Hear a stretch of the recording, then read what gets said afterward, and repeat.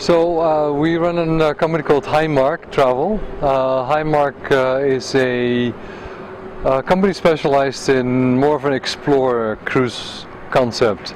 We have cruise ships in Mekong, Cambodia and Vietnam, in Burma on the Irrawaddy, 2 ships, as well as on the Ganges and also on the Amazon. So there's a lot of cruise opportunities in common. It's new, it's different.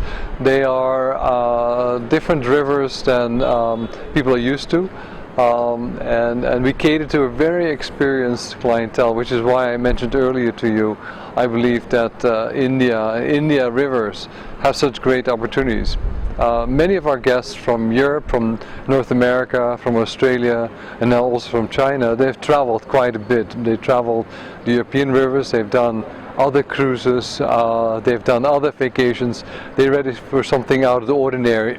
So they book Mekong River cruises in luxury, because while it's more of an explorer type cruise, it's still 5-star luxury. So it's all suites, smaller ships, about 60 passengers. So it's in high style. They combine this with land programs as well.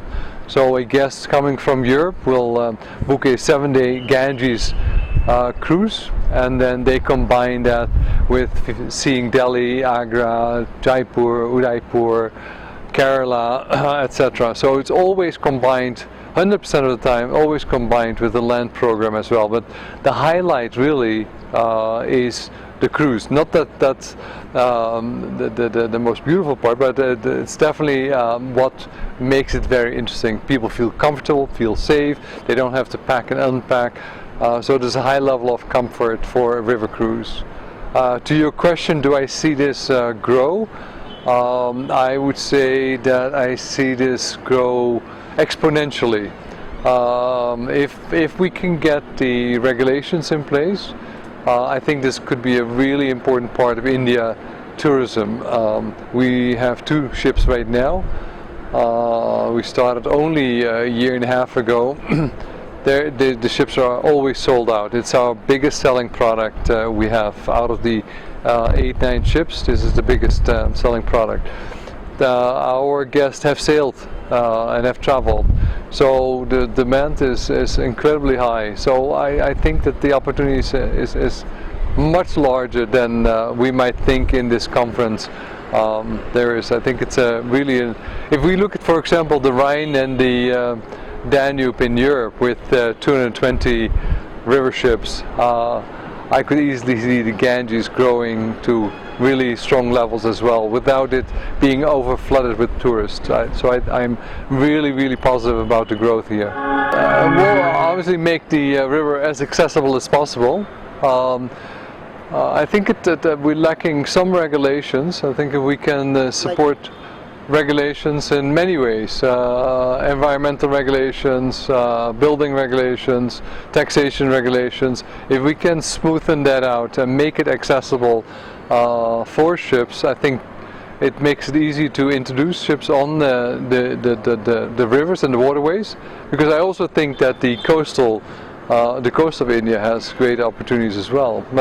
And it attracts a lot of people. So the economical benefits are enormous. As I said, they come for the ship, and they also will add a land portion as well. So if we could regulate that a bit more and be more upfront about some of those requirements, then I think this has enormous high opportunities. I'd like to go a bit more on the Ganges. We can do, as I might have mentioned, more Varanasi itineraries. Particularly if we can do some dredging and make the water a bit more accessible. And then I'd like to look at the coast of India as well.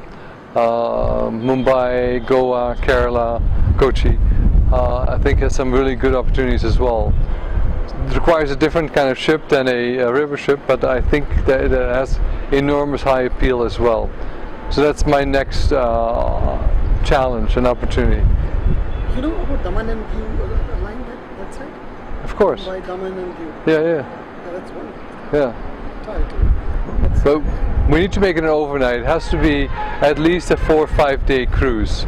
So that's a bit of a challenge with the depth of the river here and the size, because you can't really do it for less than, say, 40-50 passengers. So the ship needs to be of good size in order to make it worthwhile and make it the right experience.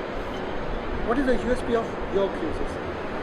All inclusive, high quality, explorer oriented, with all the value of shore excursions, shore experiences, having the comforts of a 5-star accommodation is probably the best thing, the biggest USP we can offer in a foreign country.